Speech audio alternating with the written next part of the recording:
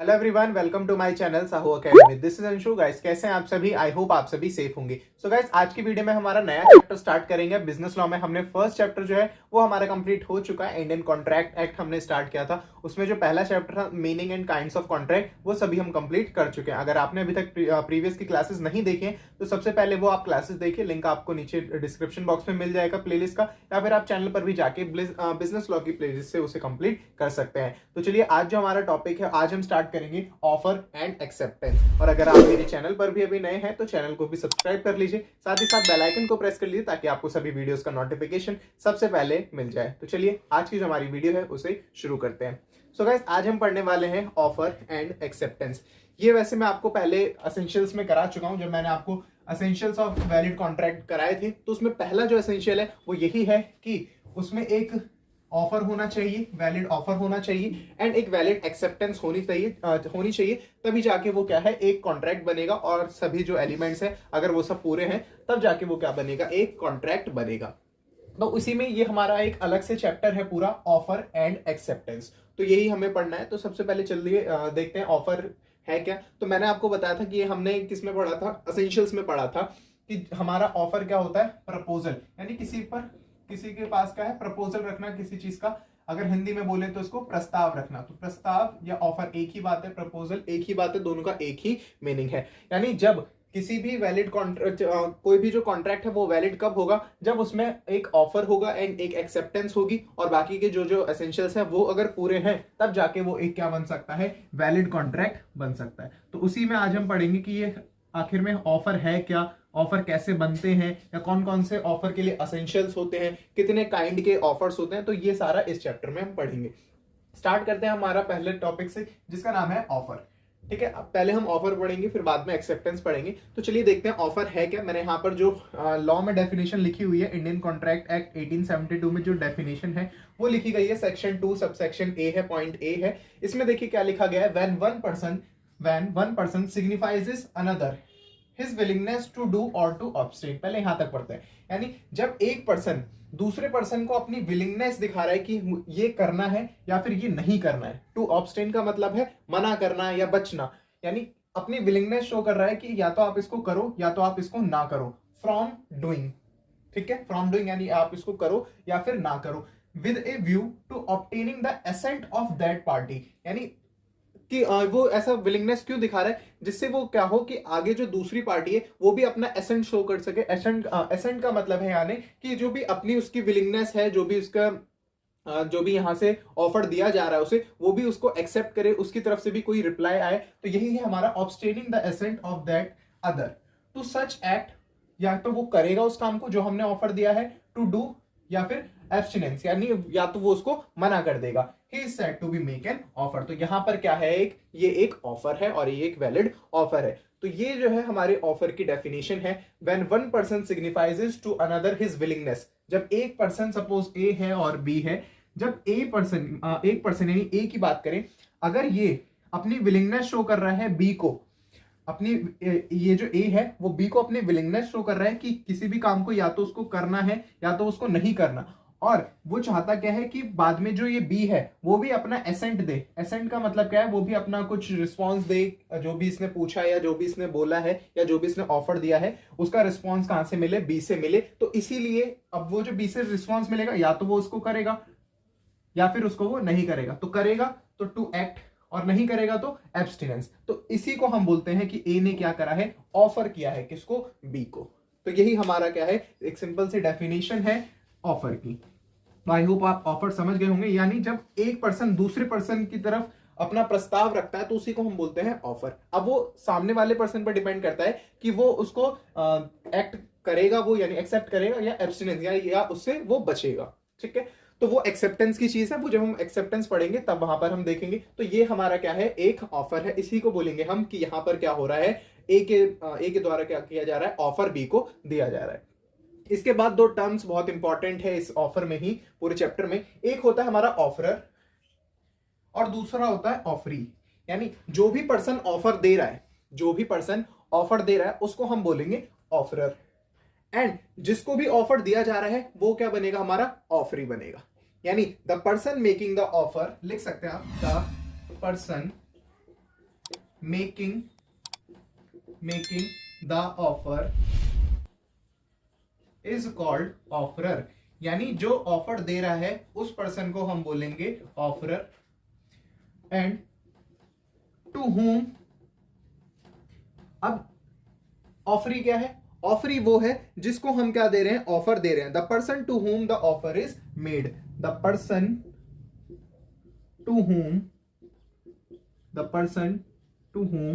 The offer is made, the offer is made, यानी जिसको हम वो ऑफर दे रहे हैं या जिसके लिए ऑफर बनाया गया है, ऐसा पर्सन क्या है? हमारा ऑफरी है। तो मैंने अभी जो ए और बी का एग्जांपल दिया था, ए ऑफर दे रहा था तो ए क्या हो गया? ऑफरर, और बी क्या है? ऑफरी है, यानी बी को ऑफर दिया था तो बी जो है वो ऑफरी होगा। तो आई होप ये आप समझ गए होंगे, डेफिनेशन भी आप समझ गए होंगे। आप इसको नोट करना चाहते हैं, नोट कर लीजिए। चलिए, तो ये डेफिनेशन थी। ये जो डेफिनेशन मैंने आपको बताई है, ये बिल्कुल इंडियन कॉन्ट्रैक्ट एक्ट 1872 में यही लिखी गई है, सेक्शन 2A पॉइंट में। आप सेक्शन याद करना चाहें याद कर सकते हैं, नहीं तो आप डायरेक्ट डेफिनेशन भी लिखेंगे तो वो भी ठीक होगा। ठीक है, और फिर मैंने आपको बता दिया ऑफरर क्या होता है और ऑफरी क्या होता है। चलिए, अब इसके बाद जैसे कि हमने देखा था कि वैलिड कॉन्ट्रैक्ट के लिए बहुत सारे एसेंशियल्स हैं, ऐसे ही एक वैलिड ऑफर के लिए बहुत सारे एसेंशियल्स हैं, बहुत सारे एलिमेंट्स हैं। तो उन्हीं को हम देखते हैं कि कब एक ऑफर जो है वो वैलिड माना जाएगा, क्या क्या उसके लिए एसेंशियल्स उसमें होने चाहिए। तो चलिए हम देखते हैं। So essentials of a valid contract, sorry valid offer. अभी हमने कॉन्ट्रैक्ट का लास्ट क्लास में मतलब पहले हमने देखा था कि एक वैलिड कॉन्ट्रैक्ट के लिए क्या क्या एसेंशियल होते हैं, ऐसे ही एक वैलिड ऑफर के लिए भी क्या है, बहुत सारे एसेंशियल्स बनाए गए हैं कॉन्ट्रैक्ट में या लॉ में। तो वो क्या है, एक एक करके देखते हैं। तो सबसे पहला हमारा willingness of the offer must B conveyed by the offeror, यानी मैंने आपको जैसा कि डेफिनेशन में ही बताया था कि वहां पर क्या है, विलिंगनेस होती है किसकी? ऑफरर की। तो जो भी ऑफर दिया जाएगा, जो भी ऑफर बनाया जाएगा, तो उसमें वो जो ऑफरर होगा उसकी विलिंगनेस शो होनी चाहिए। अगर उसकी विलिंगनेस जो है वहां पर शो नहीं हो रही, उसका इंटेंशन शो हो रहा है, तो वहां पर वो जो है एक वैलिड ऑफर नहीं माना जाएगा। वहां पर क्या होना चाहिए? विलिंगनेस जो है वो ऑफरर की शो होनी चाहिए। अब इसका एग्जाम्पल मैं आपको देता हूं। सपोज आपकी बुक में भी यही एग्जाम्पल दिया हुआ है। सपोज एक पर्सन है एक्स और एक पर्सन है वाई। अब इन दोनों के बीच में कन्वर्सेशन हो रही है, कुछ बातचीत हो रही है। तो इन दोनों के बीच जब बातचीत हो रही है, तो ये जो एक्स है उसी ने इसी कन्वर्सेशन के बीच बोला कि अगर कोई मेरी डॉटर से क्या करेगा, मैरिज करेगा, शादी करेगा, तो उसको मैं 10,000 रुपीज दूंगा, 10,000 रुपीज दूंगा।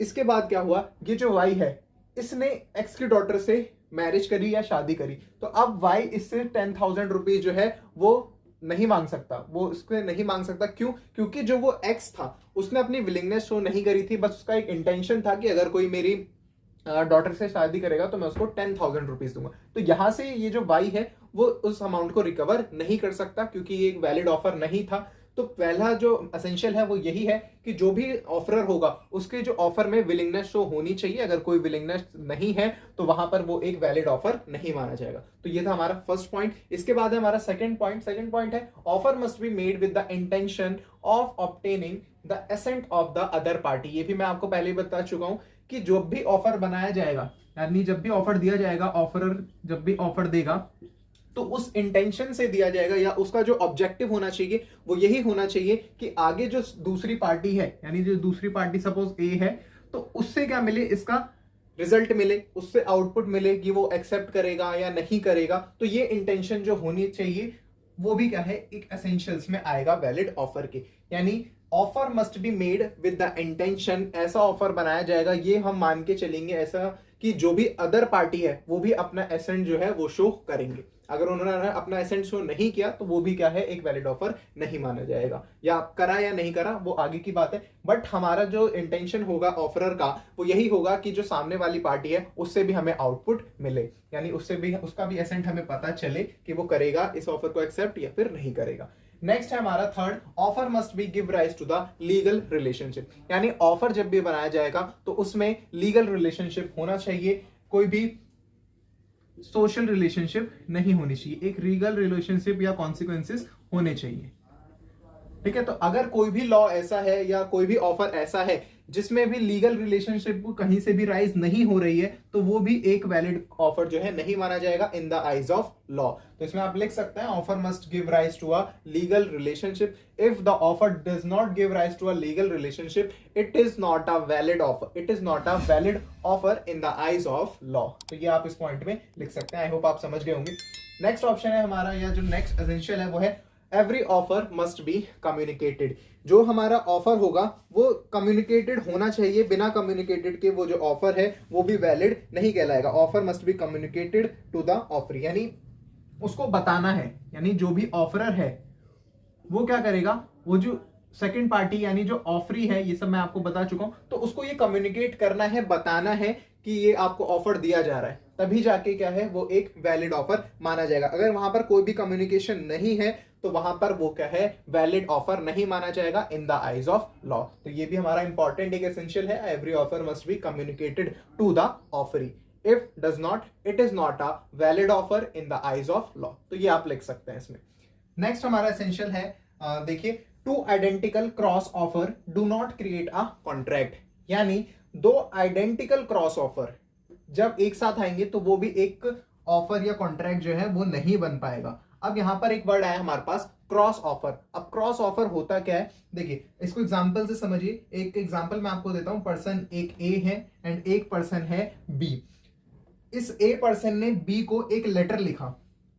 उसने लेटर लिखा कि उसे क्या करना है, अपना जो उसके पास कार है वो उसे सेल करनी है 2 लाख में।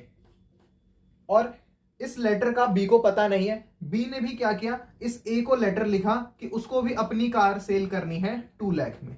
तो यहां पर क्या हुआ, क्रॉस ऑफर हो गए, यानी ऑफर जो है दोनों आइडेंटिकल क्रॉस ऑफर जो है वो एक साथ आ गए। तो यहां पर भी ये एक कॉन्ट्रैक्ट नहीं बन पाएगा, ये एक वैलिड ऑफर नहीं बन पाएगा। जब एक वैलिड ऑफर बनेगा ही नहीं तो कॉन्ट्रैक्ट भी ये नहीं बन सकता। तो ये है हमारा क्रॉस ऑफर। जब किसी एक पर्सन ने दूसरे पर्सन के बारे में, मतलब एक पर्सन ने दूसरे पर्सन को ऑफर दिया, बट वो जो सेकंड पर्सन है उसको उस ऑफर के बारे में पता नहीं है, वो अनअवेयर है इसके बारे में, और उसी सेम पर्सन ने उसको क्या करा, एक दोबारा से ऑफर दिया। यानी दोनों तरफ से ऑफर आ रहे हैं, कहीं से एक्सेप्टेंस नहीं हो रही। यही है क्रॉस ऑफर। और क्रॉस ऑफर जब भी आएगा तो वहां पर भी क्या होगा, कोई भी कॉन्ट्रैक्ट या ऑफर वो नहीं बन पाएगा। ठीक है, तो ये थे हमारे एसेंशियल्स।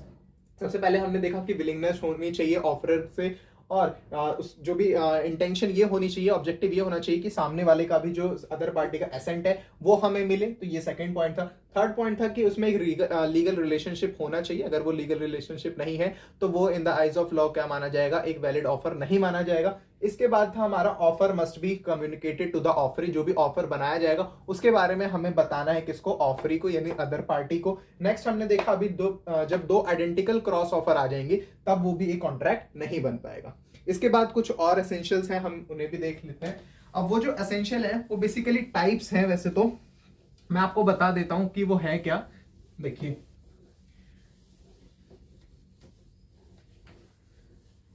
इसके बाद जो हमारा नेक्स्ट एसेंशियल है वो ये है कि ऑफर मे बी जनरल और स्पेसिफिक। जो ऑफर है may be general, offer may be general और स्पेसिफिक। ठीक है, इसके बाद ऑफर मे बी एक्सप्रेस, ये सब आप लिख सकते हैं, एक्सप्रेस और इम्प्लाइड। उसके बाद नेक्स्ट हमारा ऑफर मे बी पॉजिटिव और नेगेटिव, पॉजिटिव और नेगेटिव। इसके बाद ऑफर मे बी, इसमें आप लिख सकते हैं ऑफर में भी डेफिनेट और स्टैंडिंग, डेफिनेट ऑफर और स्टैंडिंग ऑफर। तो ये भी हमारे क्या है, एसेंशियल्स का ही पार्ट है। बट ये जो एसेंशियल्स का पार्ट है यही होते हैं हमारे काइंड्स ऑफ ऑफर। ऑफर के जो टाइप्स हैं वो यही है कि जो ऑफर है वो जनरल ऑफर भी हो सकता है, स्पेसिफिक ऑफर भी हो सकता है, एक्सप्रेस ऑफर भी हो सकता है, इंप्लाइड ऑफर भी हो सकता है, पॉजिटिव भी हो सकता है, नेगेटिव भी हो सकता है, डेफिनेट भी हो सकता है और स्टैंडिंग भी हो सकता है। तो ये सब हमारे क्या है, काइंड्स ऑफ ऑफर है, जो कि हम नेक्स्ट वीडियो में कंप्लीट करने वाले हैं। तो आप इनको अभी लिख लीजिए, ये भी क्या है, एसेंशियल्स का पार्ट है एक वैलिड ऑफर के।